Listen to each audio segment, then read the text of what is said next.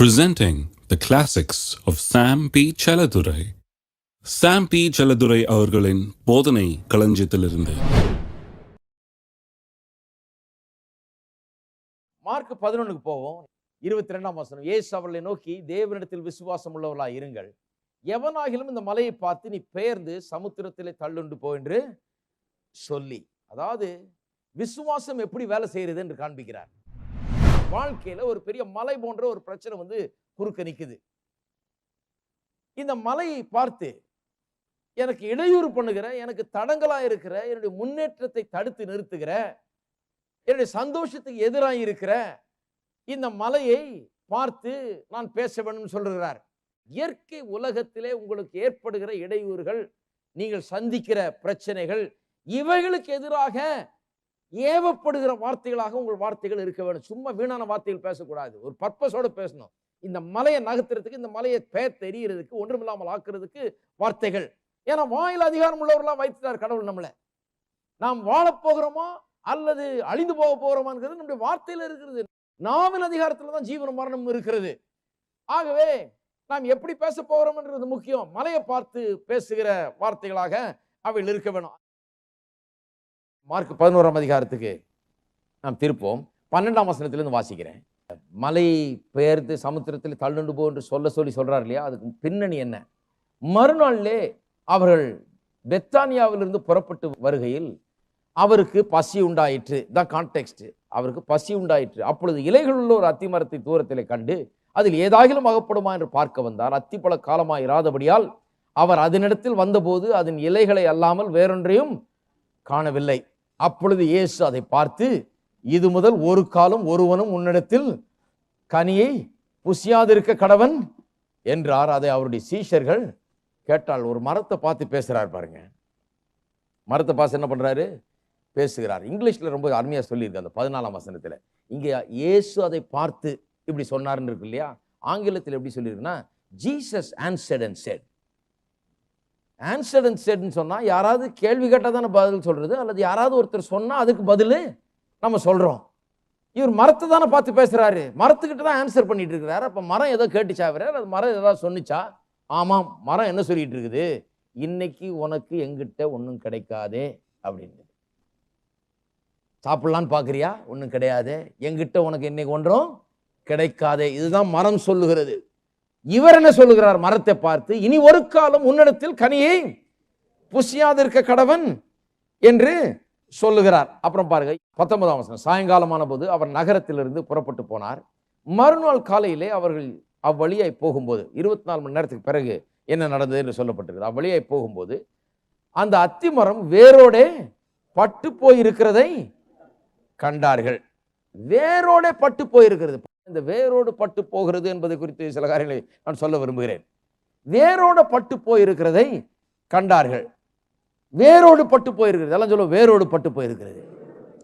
வேரோடு பட்டு போயிடுச்சுன்னா இனிமே அவ்வளவுதான். அந்த மரம் இனி ஒரு காலம் அது, இந்த மரம் இனிமே வாய்க்காது. இந்த மரம் இனிமே எந்த காலத்திலையும் கனியை பழத்தை தரவே முடியாது. வெறும் இந்த சீசனுக்கு கெட்டு போனதல்ல, வேரோட கெட்டு போனது. வெறும் இப்போ லேசா இப்போ ஏதோ வெளியில கெட்டு போனதல்ல, உள்ள அடி வேர்லயே எல்லா விஷயம் நடந்து விட்டது.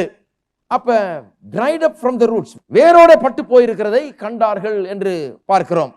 அப்ப பாருங்க, எல்லா பிரச்சனைக்கும் ஒரு வேர் இருக்கிறது. இந்த அத்தி மரம் எப்படி நின்றுட்டு இருந்தோம், வெளியில இலை இருக்குது, பழங்கள் இருக்குது, இதெல்லாம் இருக்குது, அதான் மரம். ஆனால் அதுக்கு ஒரு வேர் இருக்கிறது. ஒரு மரத்துக்கு எப்படி வேர் இருக்கிறதோ, ஒரு பழத்துக்கு பின்னால எப்படி வேர் இருந்து கொண்டு அந்த வேர்ல இருந்து தான் ஜீவன் உண்டாகி எப்படி பழம் உண்டாகிறதோ, அதுபோல நம்முடைய வாழ்க்கையின் எல்லா பிரச்சனைகளுக்கும் ஒரு வேர், நாம் கண்ணில பார்க்க கூடாத அளவுக்கு ஒரு வேர் இருக்கிறது. அதனால தான் சொன்னேன், உங்களுடைய வாழ்க்கையில நடக்கிற எல்லா காரியங்களுக்கு பின்னாடி நீங்கள் பார்க்கக்கூடிய ஒரு ஆவிக்குரிய சக்தி ஒன்று கிரியை செய்து கொண்டிருக்கிறது. ஒரு வேர் ஒன்று இருந்து கொண்டிருக்கிறது. அந்த வேர் எங்கிருந்து வந்தது? அதை கூட அந்த பிரச்சனை நீங்கள் எப்படி உருவாக்கினீர்கள்? பொல்லாத மனுஷன் தன்னுடைய பொல்லாத இருதயமாகிய பொக்கிஷசாலையில் இருந்து பொல்லாதவைகளை எடுத்து காட்டுறான்ற மாதிரி உங்களுடைய வார்த்தைகள் தான் அப்படிப்பட்ட ஒரு வேரை உண்டாக்கி அப்படிப்பட்ட ஒரு சக்தி பின்னால் இருந்து இயங்கி கொண்டு இருக்க வைக்கிறது. அப்ப இன்றைக்கு பிரச்சனை நீங்க வேணும் என்று சொன்னால் வெறும் மேலால நீங்கினா போதாது. எப்படி நீங்க வேணும்? அதனுடைய வேர் அகற்றப்பட வேண்டும். வேரோட அது பட்டு போக வேண்டும். அப்ப பாருங்க, வார்த்தைகள் வந்து மேலோட்டமா காரியங்களை செய்கிறது இல்ல, வேருக்கே போய் விடுகிறது. இப்ப வியாதி இருக்குதுன்னு வைத்துக் கொள்வோம். சில நேரத்தில் ஒரு பெரிய ஹீலிங் மீட்டிங்க்கு அதுக்கு எதுக்கு போகும்போது அந்த நேரத்தில் ஒரு பெரிய இவாஞ்சலிஸ்ட் கர்த்தருடைய வார்த்தையை வல்லமையா பிரசங்கம் பண்ணி ஒரு பெரிய அபிஷேகத்தோட அங்க இது பண்ணிட்டு இருக்கிறாருன்னா அநேகம் பேருக்கு சுகமாகுது பாருங்க. அப்படி சுகமானா கூட நிறைய பேர் என்ன சொல்றாங்க, சில நேரத்தில் சுகமாச்சியா அப்புறம் திருப்பி வந்துருச்சியா 3 மாசத்துல அப்படிங்கிறாங்க. ஏன் வந்ததுன்னு சொல்றேன் கேளுங்க. சுகமாச்சா? கண்டிப்பா சுகமாச்சு. ஏன் அவங்களுக்கு திருப்பி சிலருக்கு வந்துருதுன்னா, அவர்கள் வந்து சுகமான பிறகு அவர்கள் வந்து அந்த பிரச்சனைக்கு வேற எது இருந்ததோ அதை டீல் பண்றதே கிடையாது. வார்த்தைகள் சரி கிடையாது பாருங்க. வேரோட பட்டு போக வைக்கிற வார்த்தைகள் அவர்களிடத்துல கிடையாது. அவர்கள் போய் ஏதோ சோகத்தை பெற்றுக்கொண்டார்கள் ஒழிய, ஏதோ அவர் ஜெபம் பண்ணார் இவங்களுக்கு சோகமாச்ச ஒழிய, இவர்கள் வந்து தங்களுடைய வாழ்க்கையை மாற்றிக்கொள்ளவில்லை, தங்களுடைய வார்த்தையை மாற்றிக்கொள்ளவே இல்லை. ஆகவே அங்கே உண்மையாகவே சுகமானா கூட அவருடைய ஜெபத்தினால கர்த்தர் கிருபையாய் இவர்களை சுகம் அளிச்சு இவர்களுக்கு இரக்கம் செய்தால் கூட இவர் வந்து தங்களுடைய வார்த்தையினாலேயே திரும்ப கெடுத்துக் கொள்ளுகிறார்கள். அது வேரோட பட்டு போகாதபடிக்கு திரும்ப அது உண்டாகி விடுகிறது. அதனால்தான் பாருங்க, எப்பவுமே நான் நினைக்கிறேன், ஹீலிங்காகலாம் ஜெபம் பண்றோம், எல்லாம் பண்றோம்.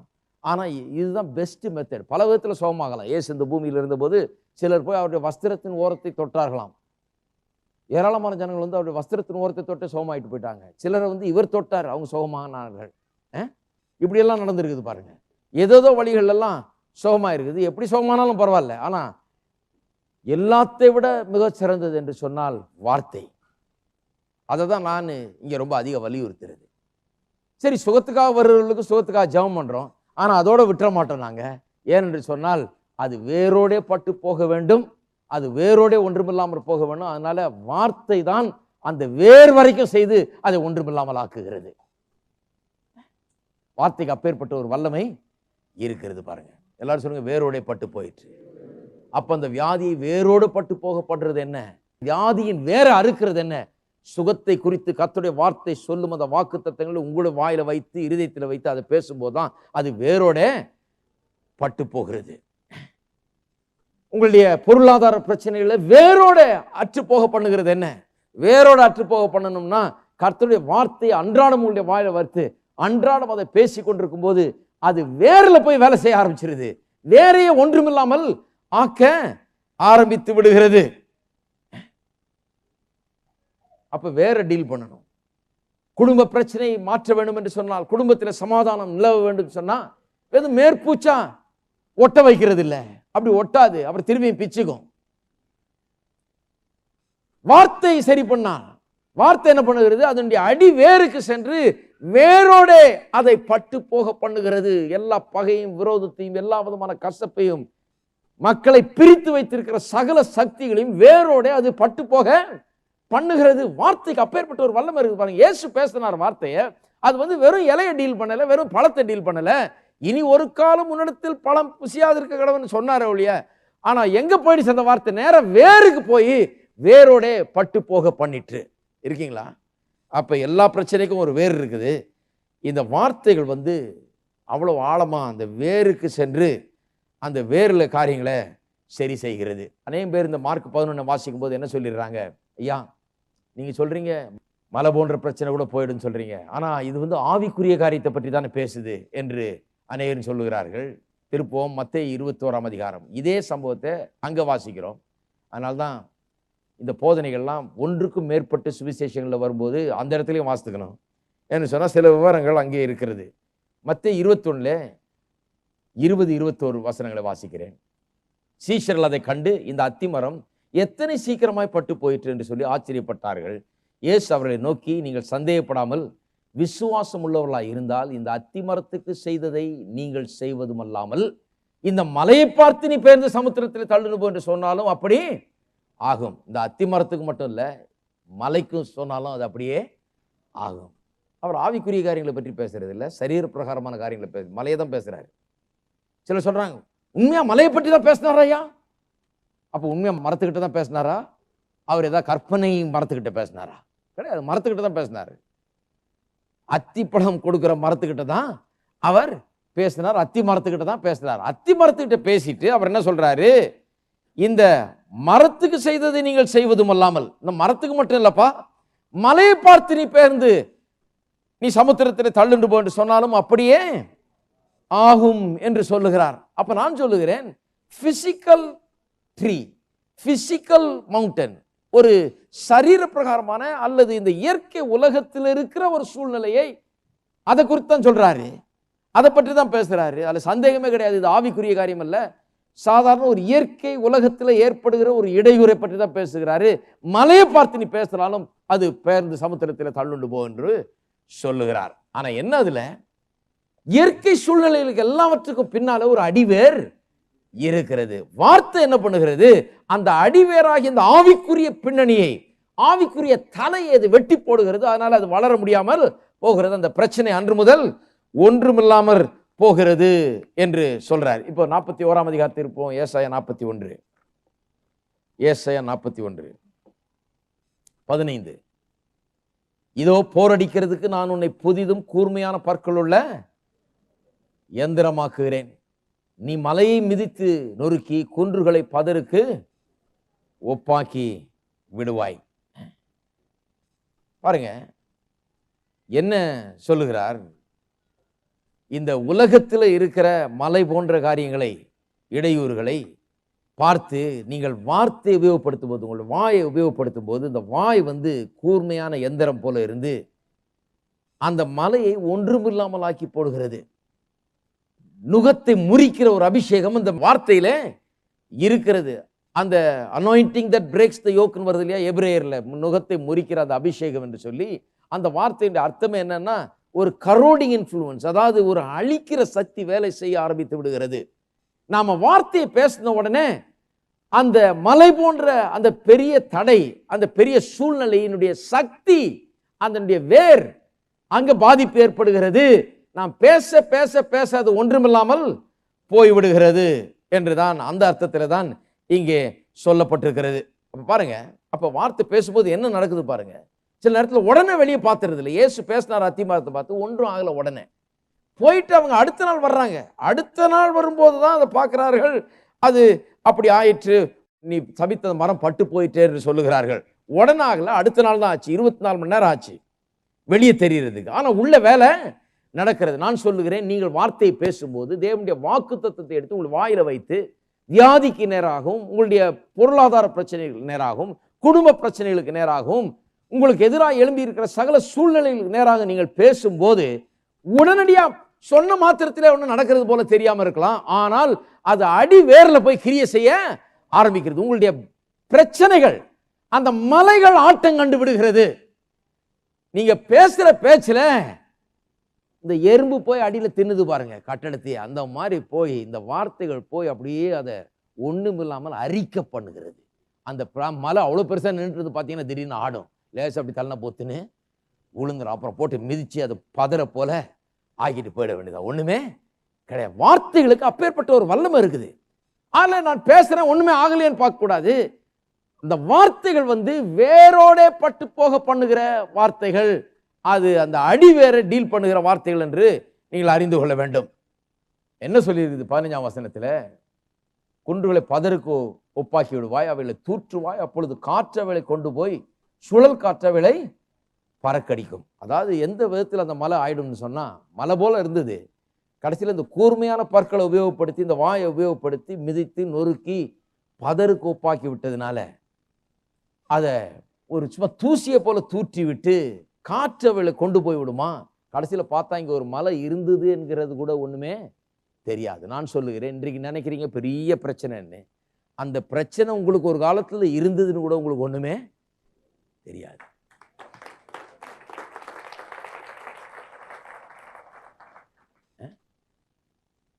அப்படிதான் வேத வசனம் சொல்லுது. இன்னொரு வசனத்தை நான் உங்களுக்கு காண்பிக்கிறேன். பிரசங்கி 5ஆம் அதிகாரத்துக்கு திருப்புங்கள். 19ஆம் வசனம், தேவன் ஐஸ்வரியத்தையும் சம்பத்தையும் எவனுக்கு கொடுத்திருக்கிறாரோ அவன் அதிலே புசிக்கவும் தன் பங்கை பெறவும் தன் பிரயாசத்திலே மகிழ்ச்சியாய் இருக்கவும் அவனுக்கு அதிகாரம் அளிப்பது தேவனுடைய அனுக்கிரகம். எத்தனை பேர் அதை நம்புறீங்க? ஐஸ்வரியத்தை கொடுக்கிறது மட்டும் இல்லாமல் அதில் அவன் மகிழ்ந்து இருக்கிறது, அதில் அவன் புசிப்பது, அவனுக்கு அப்படிப்பட்ட ஒரு அதிகாரத்தை வல்லமையை கொடுப்பது தேவனுடைய அனுக்கிரகம். எத்தனை பேர் அந்த அனுக்கிரகத்தை பெற்றிருக்கிறீங்க? நல்லா வேலை செஞ்சு, நல்லா சம்பாரிச்சு, நல்லா சாப்பிட்டு, நல்லா அனுபவிக்கக்கூடிய ஒரு அனுக்கிரகம் கர்த்தர் நமக்கு தர்றாரு. எவ்வளவு சில நேரத்தில் பாருங்க, சில சொல்றதுக்கு எவ்வளவு ஆப்போசிட்டா இருக்குது பைபிள்ல. அடுத்த வசனம் பாருங்க, அவனுடைய இருதயத்திலே மகிழும்படி தேவன் அவனுக்கு அனுகிரகம் பண்ணுகிறபடியால் அவன் தன் ஜீவன் உள்ள நாட்களை அதிகமாய் நினையான். இதை ஒரு வேத வல்லுநர் சொல்றாரு. இன்னொரு மற்ற டிரான்ஸ்லேஷன்லாம் கூட சில இதில் ஆங்கிலத்தில் அப்படி வருது. ஜீவன் உள்ள நாட்களை நினையான்னா என்ன அர்த்தம்? என்ன சொல்லுதுன்னு சொல்றாருன்னா, அவன் கஷ்டப்பட்ட நாட்களை மறக்கடிக்கிற அளவுக்கு இன்றைக்கு தேவனுடைய ஐஸ்வர்யம் ஆசீர்வாதம் அவனுக்கு வந்து இருதயத்தில் அவ்வளவு மகிழ்ச்சி வந்துடுறபடினால, அவன் சில வருஷங்கள் கஷ்டப்பட்டிருக்கலாம் அதுக்கு முன்னாடி, அந்த நாட்களை கூட அவன் நினையான். அவன் நினைத்து கூட பார்க்காதபடி அதை மறக்கடிக்கிற அளவுக்கு தேவன் அவனுக்கு ஆசீர்வாதங்களை கொண்டு வருகிறார். கொஞ்சம் யோசித்து பாருங்க. இன்னைக்கு நீங்க சில நேரத்தில் சிலருக்கு வந்து இன்னைக்கு நினைக்கிறதெல்லாம், ஐயோ இவ்வளோ பிரச்சனையா இருக்குது, இவ்வளோ கஷ்டத்தில் இருக்கிறேன், இவ்வளோ இதில் இருக்கிறேன், அதான் நினைக்கிறீங்க. நான் சொல்லுகிறேன், இன்றைக்கு ஒரு புதிய எதிர்காலத்தை உங்களுடைய வாயின் வார்த்தைகளை கொண்டு வனைய ஆரம்பித்தீர்கள் என்றால், உருவாக்க ஆரம்பித்தீர்கள் என்றால், வாயை சரி பண்ணா சரியான விதைகளை உள்ளத்தில் விதைக்க ஆரம்பித்தீர்கள் என்றால், நாளைக்கு உங்களுக்காக வைக்கப்பட்டிருக்கிற ஆசீர்வாதங்களை நீங்கள் பெற்று அனுபவிக்கும் போது, அதில் நீங்கள் மகிழ்ந்திருக்கும் போது, இந்த பட்ட துன்பத்தை கஷ்டத்தை எல்லாம் மறந்தே போயிடுவீங்க. இப்படி ஒரு நாள் இருந்ததுன்னே உங்களுக்கு தெரியாது. ஏன்னா அந்த மகிழ்ச்சி அவ்வளவு அதிகமாக இருக்கும் என்று வேதவசனம் சொல்லுகிறது. அப்ப அதைத்தான் மார்க் 11 சொல்லப்பட்டிருக்கிறது. மலையை பார்த்து சமுத்திரத்தில் பெயர்ந்து தள்ளுண்டு போ என்று சொல்லி, நான் நினைக்கிறது உண்டு, ஏன் தள்ளுண்டு போ என்று சொல்றாரு? ஏன் மலையை பெயர்ந்து போன்னு சொன்னாலே போதும், அது பெயர்ந்து போனாலே போதும், நம்ம மீச்சுக்கு ஏறி போய்க்கலாமே, தள்ளுண்டு போ என்று சொல்லணும். என்ன அர்த்தத்தில் அது சொல்றாருன்னா, அப்பா உனக்கு இந்த பிரச்சனை இருந்ததற்கு ஒரு சின்ன அறிகுறியை கூட நான் அங்க வைக்க விரும்பவில்லை, அதை தூக்கி சமுத்திரத்துல தள்ளுண்டு போகணும். இப்படி ஒரு பிரச்சனை இருந்தது கூட தெரியவே கூடாது.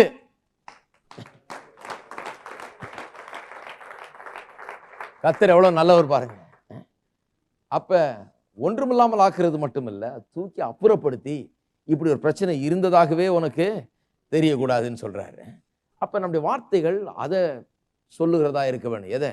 இயற்கை உலகத்திலே நமக்கு எதிராக எழும்புகிற சூழ்நிலையை பார்த்து நாம் பேசுகிற வார்த்தைகளாக அவைகள் இருக்க வேண்டும். அப்படிப்பட்ட வார்த்தைகளை பேசணும். ஒன்று மலையை பார்த்து பேசணும். இந்த மலையை பார்த்து பேசுகிறதுல துரைத்தனங்கள், அதிகாரங்கள், இவைகளை பார்த்து பேசுகிறது, கட்டளையிடுறது, அதுவும் அடங்கி இருக்கிறது பாருங்க. ஏனென்று சொன்னால், அநேக நேரத்தில் நேரடியா நாம் இப்படி பேச வேண்டும். பிசாசே, என் மீது இருந்து உன்னுடைய கையை எடுத்து போடு. நோய்களை உண்டாக்குகிற உன்னுடைய கிரியை இயேசுவின் நாமத்தில் நான் தடுக்கிறேன், எடுத்து போடு. பிரச்சனையை உண்டாக்குகிற சத்துரு கிரியைகளை இயேசுவின் நாமத்தில் நான் கட்டுகிறேன், உன்னுடைய கரத்தை எடுத்து போடு. அப்படி ஜெயிப்பது, அப்படி கட்டளையிடுவது ரொம்ப முக்கியம் பாருங்க. ஏனென்று சொன்னால், பிசாசு பாட்டுக்கு வேலை செஞ்சுட்டு இருக்கா, நம்ம பாட்டுக்கு வேடி பார்த்துட்டு இருக்க கூடாது. நமக்கு அவன் பேர்ல அதிகாரத்தை கொடுத்திருக்கிறார். பிசாசு எதா பண்ணானா என்கிட்ட சொல்லுன்னு சொல்லல. அவர் என்ன சொன்னார்? அவனை எதிர்த்து நில்லுங்கள், அப்பொழுது அவன் ஓடி போவான். நீ எதிர்த்து நில் என்று சொல்றார்.